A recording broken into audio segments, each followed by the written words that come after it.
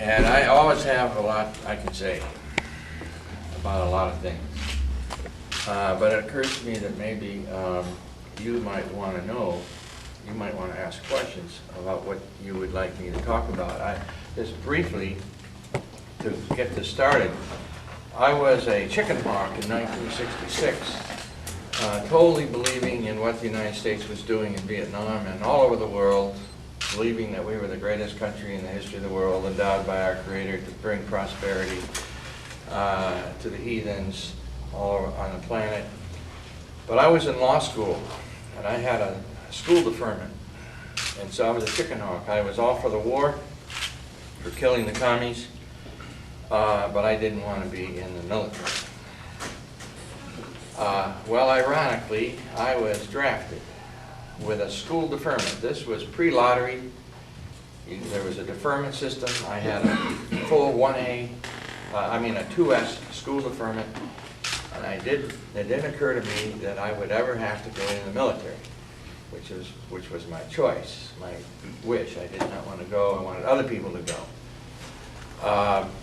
Well, ironically, I did get drafted in my 4th semester of law school, and the selectives, I went to meet with my selective service board in this little town in upstate New York, and they said they would defer my induction from March till June to enable me to get finished my 4th semester. So in that period of time, I enlisted in the Air Force, thinking that was the easiest way out.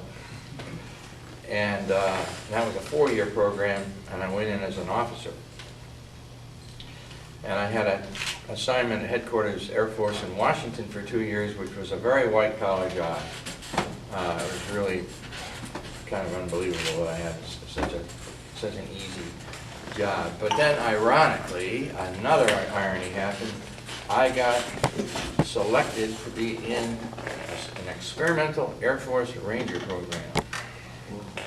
I didn't know they had Air Force Rangers, and sent me to Fort Campbell, Kentucky for 12 weeks of Ranger training, and I had 43 men under my command, and the next thing I knew, I was in Vietnam, and I was in the Mekong Delta, and this was in the spring of 1969,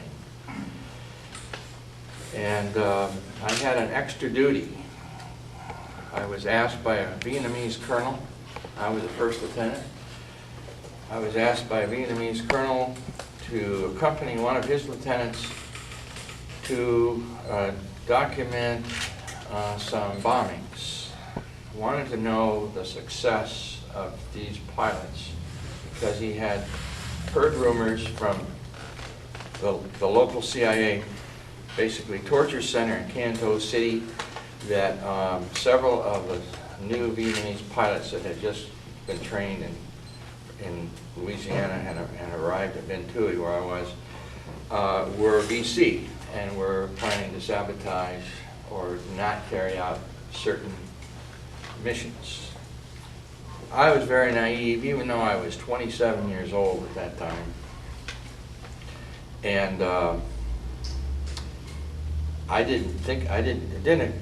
just didn't know what a military target was. I didn't even think about it. It was just, okay, on April 12th or something like that in 1969, this other lieutenant and I went to view the aftermath of a bombing mission.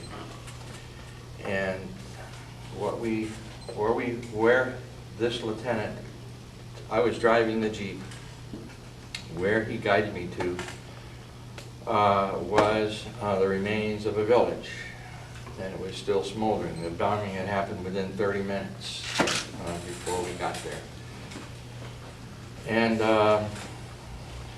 I didn't really know for a few seconds exactly what it was, but then I realized it was a village, and everybody was either dead or was almost dead. And there were somewhere between 100 and 150 people, half of whom were children, obviously, because their bodies are about that long. And I was in shock, and I was was gagging, I was crying, and the Vietnamese lieutenant asked me what my problem was. We both were there together. We were witnessing the aftermath of this bombing, which obviously was a village. Everything was in smoking ruins. I could smell the burning flesh. I could smell the napalm. I could smell the chemical residue from the exploded bombs. And of course, I had never been in anything like this. I was in the Air Force. I thought I was not going to be facing this kind of stuff, but as the journey of life has it, you never know what you're going to be encountering. And there was a moment that I couldn't walk any further in this village because there was a woman and holding her children on the ground, and they were just barely recognizable. They'd been napalmed, but her eyes were open. And I can't always talk about this, but this is the turning point in my life, this day I'm talking to you about. There was a woman, a young woman, holding 3 children at my feet, and her eyes were open. So I was kind of captured by her eyes, and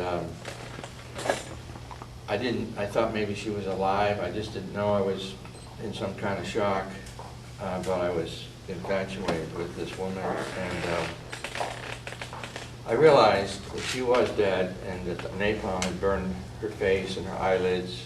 So her eyes were looking straight at me. And at that point, when the lieutenant asked me what my problem was, I told him I was looking at my sister, which was some kind of a metaphysical, epistemological break in my whole thought process. And I think of her so much that I've given her a name. Her name is Miley. It's Miley with the letters reversed. That was the beginning of my new life.